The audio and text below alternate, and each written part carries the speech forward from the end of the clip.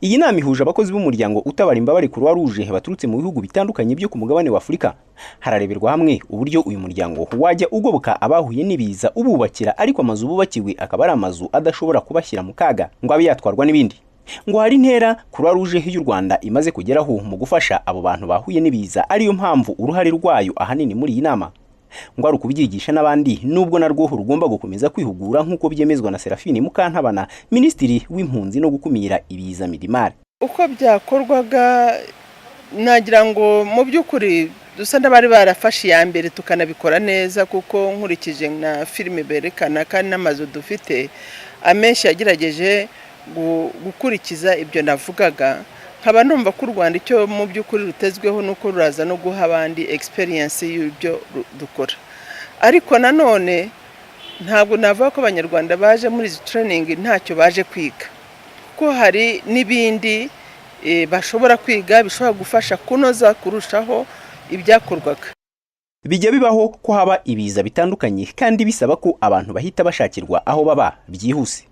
Muri icyo gihe ngo habaho gukora mu buryo bwihuse, hakubakwa inzu z'agateganyo cyangwa izirambye iyo bibaye ngombwa. Ngo ibi ntibivuze ko abakozi ba Croix Rouge y'u Rwanda babikorera mu Rwanda gusa, kuko ngo bitabazwa hano mu bindi bihugu. Ariko uko byagenda kose ngo izo nyubako ntizipfa kubakwa, kuko ngo hari icyo bisaba ngo hemezwe iziri buhubakwe. Icyo gihe ngo niyo mpamvu haba hakenewe amahugurwa arebana n'ibyo, nk'uko bisobanurwa na Karamaga Apollinaire, umunyamabanga mukuru wa Croix Rouge y'u Rwanda. Yashobora kubibiza tukamenya iki twakubaka amazu vuba igihe gito, temporary shelter tukayubaka gute. Ibyo ni ibintu bisaba yuko tugira ubumenyi. Ikindi nacyo Croix Rouge ni kora gusa mu Rwanda.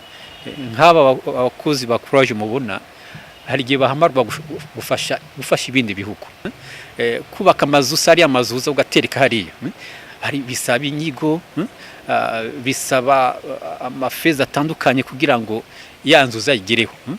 Rero ubwo bumenyi ni nabwo numva yuko twasangira muri aya mahugurwa.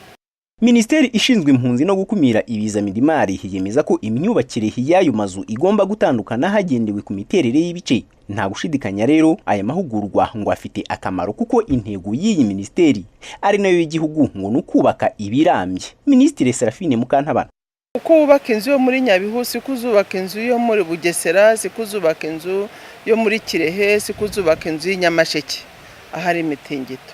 Uyu munsi rero baje kugira ngo bahugure abafatanyabikorwa babo, abakorerabushake babo, kugira ngo mu gukora bya bikorwa babikore bishobora guhangana bya nyabyo n'ibiza bishobora kuboneka aho baba bari.